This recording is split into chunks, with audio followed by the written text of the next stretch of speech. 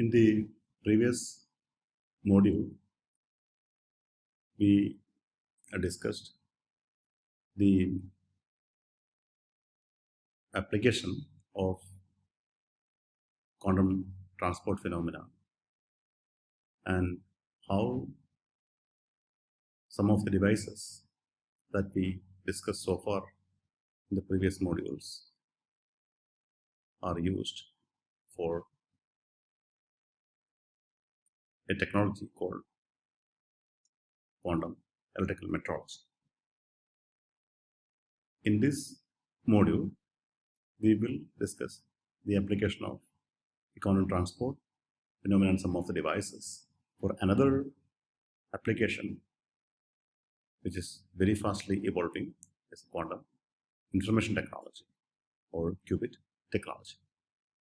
So we will look into what are qubits and overview the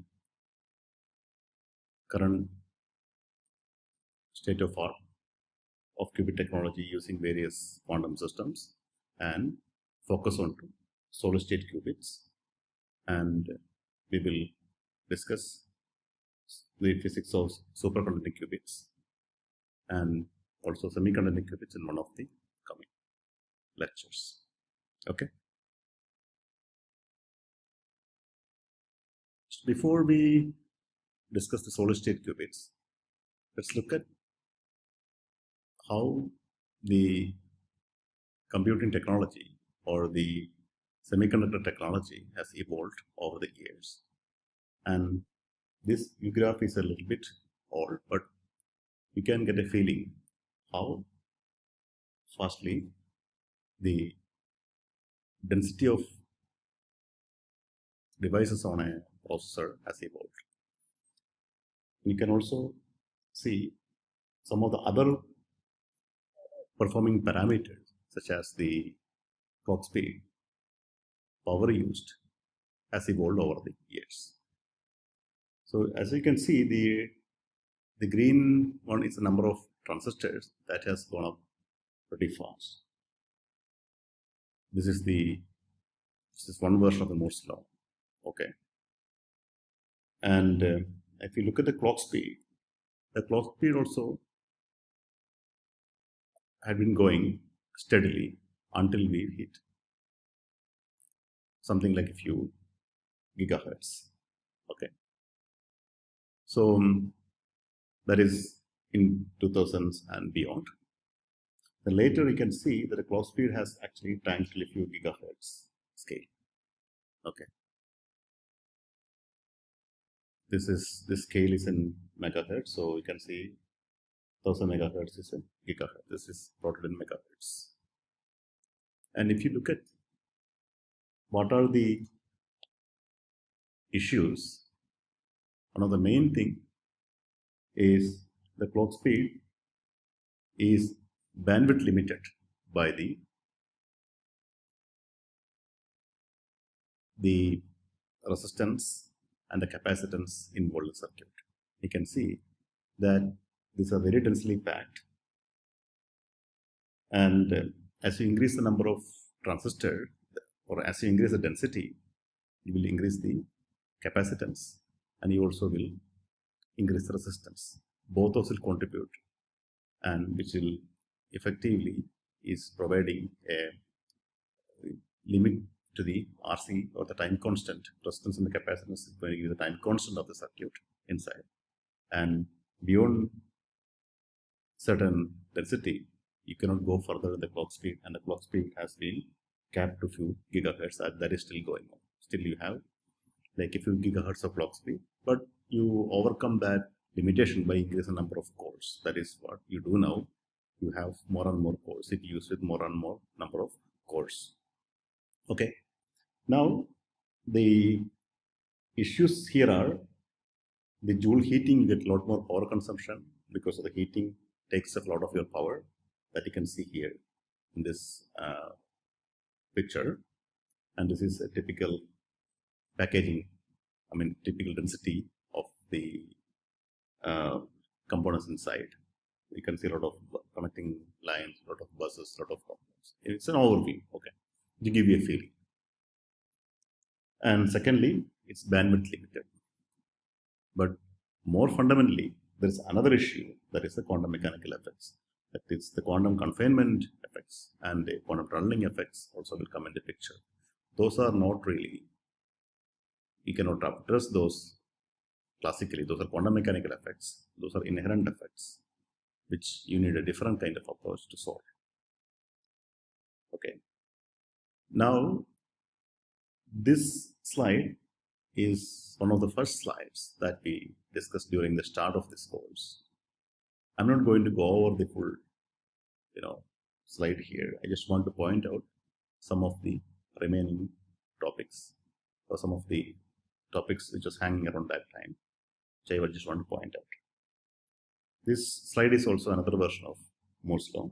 You can see how the size has gone down over the years. Here is on the x-axis. Okay, we started with a large transistor, and now you have like transistor with a few nanometers in size. And post 2000, there are new technologies have come up. That is, the quantum dot devices have come up. Then superconductivity has been around for a while. Now you have the quantum dot qubit technology and superconducting qubit technology. Both of these evolved around similar time. And that is the topic of discussion for this module. And later, you can see that close to 2020, later part of the post 2010, you have multi-qubit systems have been demonstrated. And recently, a large number of qubits have been integrated, and a processor has been demonstrated by Google. Okay, that was a huge technological breakthrough. Okay. So starting from a single classical transistor to billions of classical transistor, now starting from a few qubit systems down to like now tensor qubit system has been demonstrated in the last 20 years. And this tremendous achievement, you can see, starting from 1950s to 2020, for 70 years. It's a huge technological revolution has happened, mostly because of the understanding and development of microfabrication and transport phenomena. And rest of this lecture and the next 1 or 2 lectures, we will concentrate our discussion on this qubit technology, that is both the quantum dot qubit technology and the superconducting qubit technology. This is just going to be an overview. This is not a full qubit lecture or anything, but just to give you highlights and give you a feeling that the topics that we learned the past few modules, how they are applied to this topic, this field. So, talking about the qubits, let us start with the classical bits. Those are basically the states of classical system.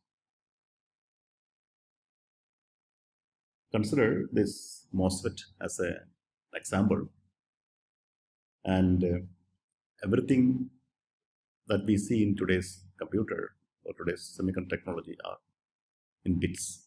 Those are either zeros and ones, or we can say off state and on state. There are 2 states. Those are the classical states of the system. As far as a MOSFET is concerned, either it's an on state or it's an off state. Or it's a current is flowing through device, or the current is not flowing through device. In one case, it's a low current state, it's a high current state. Okay, those are classical states of the system, which are classical states, 0 or 1. Those are bistable systems, but these states are classical states. The quantum mechanical counterpart for a bistable system can say they have 2 spin states, for example, spin up and spin down. or two states of any system. Okay, but those states are quantum mechanical states.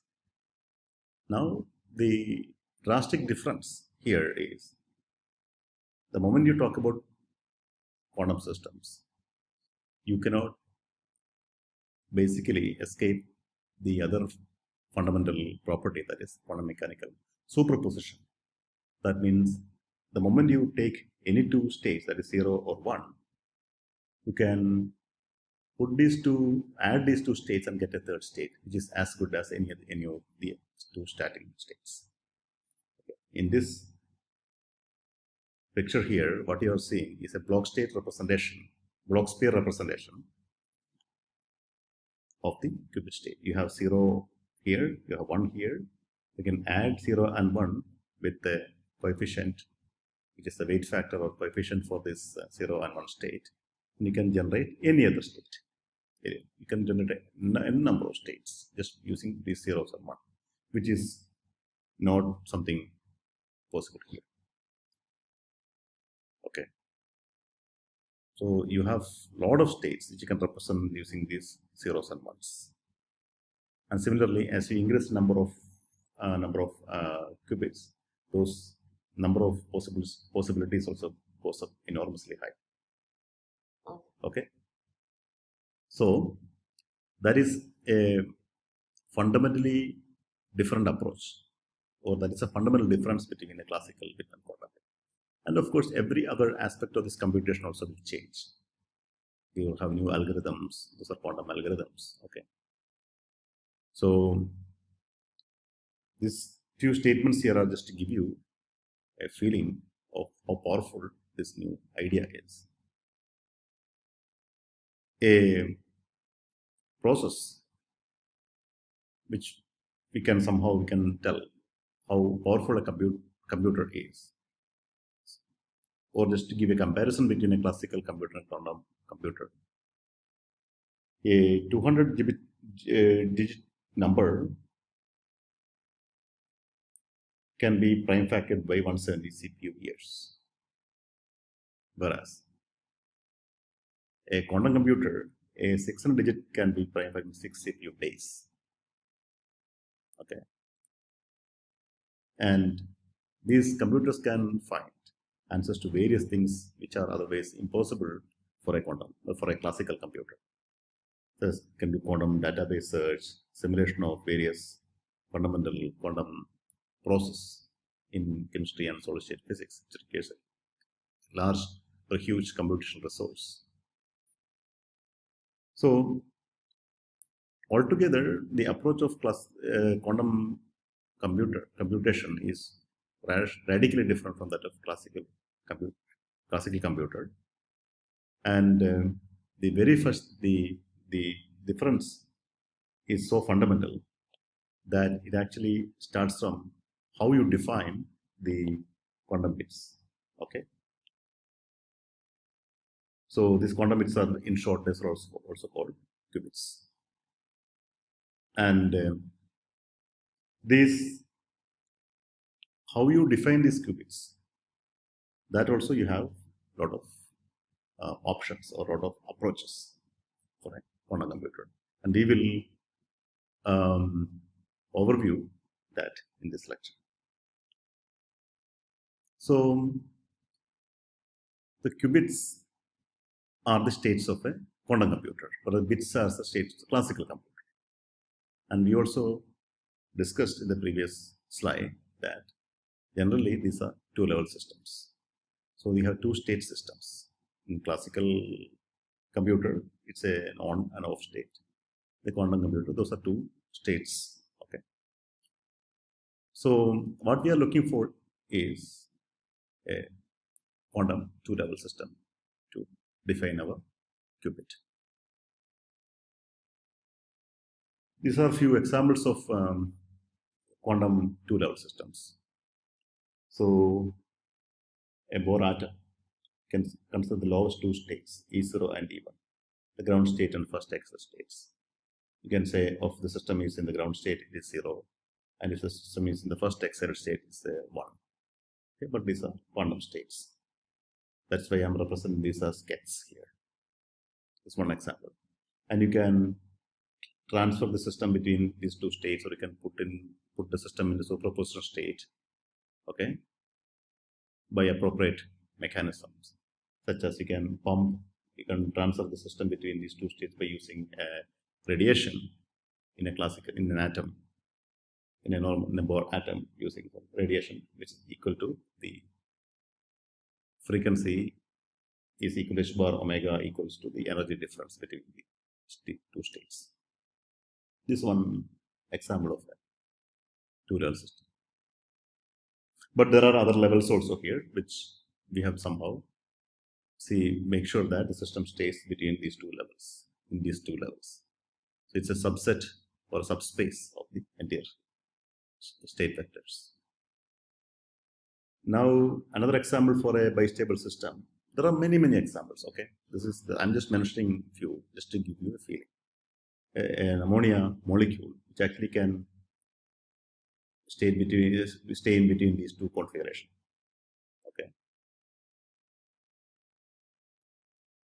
these are two torsional states where the three hydrogen atoms, and nitrogen is in this state or in the other plane.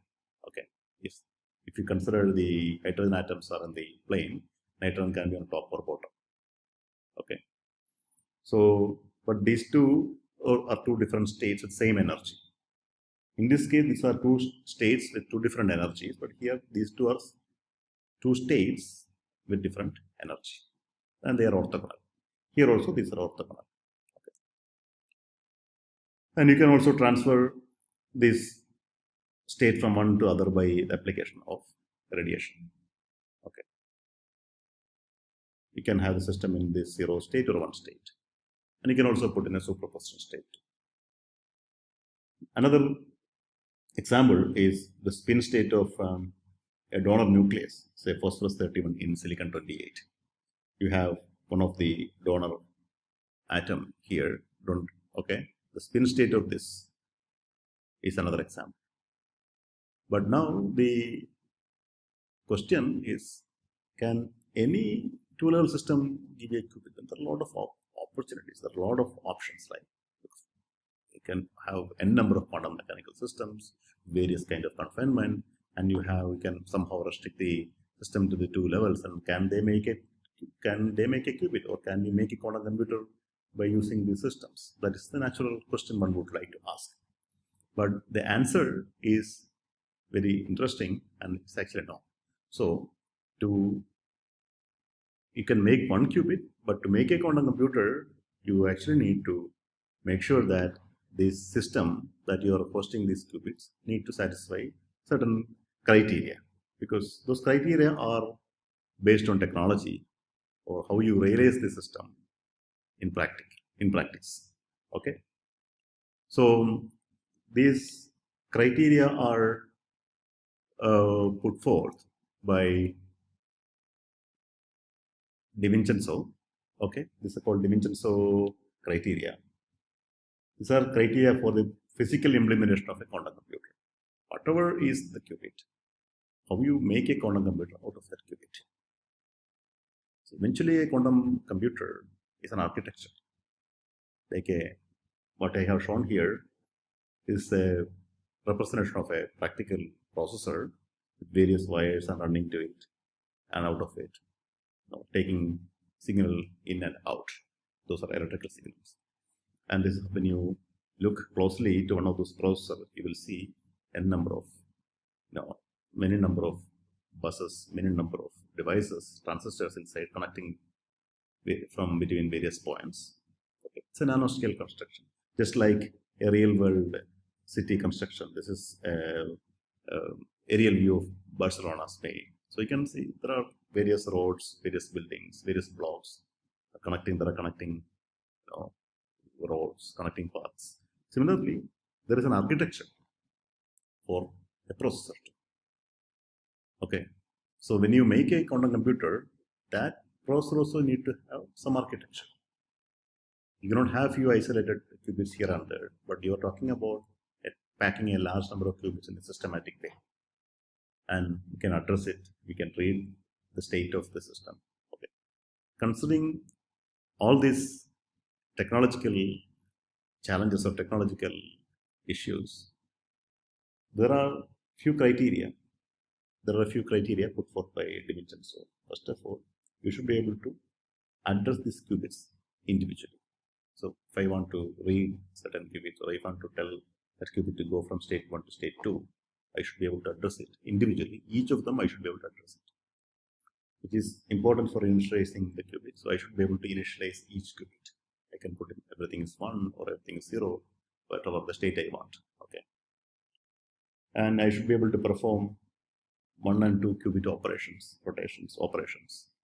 Okay. Those we will not go in detail. Okay. But those are fundamental requirements. And read out the final state of the quantum state. You have done your computation, whatever calculations or operations, and I should be able to read out the outcome in a single quantum measurement. These are quantum state, and I should be able to measure it using a single quantum measurement. This measurement also is going to affect your system. And there should be small decoherence rate. Okay, now we are talking about quantum mechanical system. So coherence, we are talking about wave functions. So the system, the wave function should not collapse or go to some other state, or undergo. There should be minimal decoherence effect, or that whatever the decoherence time scale should be much longer than the computation time. So you should be able to perform your computation much faster than the decoherence time. Okay, that is another fundamental requirement. So you have to consider, or you can consider only systems which obeys these guidelines. Okay. So based on that, we can tell there are not many systems or many candidates for the qubit construction, qubit technology. So some of the previous candidates, previous dual systems that we discussed cannot be used because the normal atom is very hard. Okay. And this is also not scalable. That the term is scalability. So scalable means can you make n number of identical molecules of ammonia, for example, and I can address it individually. Can I do that? It's very hard. You can demonstrate all these things in 1 or 2 molecules. But when you're talking about a quantum mechanical processor, the scalability is a huge issue. Same thing with this also. These are donor atoms inside silicon, and they are randomly placed. We are not going to place donors very orderedly. Like if I want, somebody is asking me, why don't you place like 1,000 atoms in a row? It's not possible practically. Okay, in a very structure, it's not possible. These are the issues of impurity, because these are there is a statistics to it, which there is an error over you place, and it is random, pretty much random. Okay, so there are addressability issues. There are scaling issues with most of the systems. So these are not really practical solutions to make quantum computer. Based on that, we have a few candidates, and that is what we will discuss now. So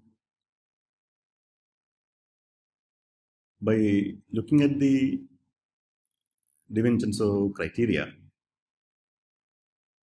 there are few system people have started exploring, and now they have zeroed down to 2 or 3. Okay, so ion traps. That means you can use optical or magnetic fields, or a combination of these. You can trap ions and use the hyperfine states or other quantum mechanical states, which you can transfer between those states by using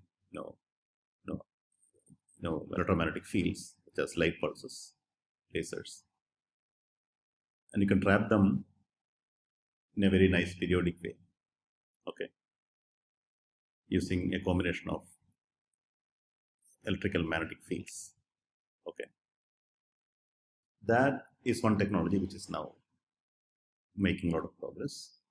There are on-chip versions of these traps, like micro ion traps also. That is one approach.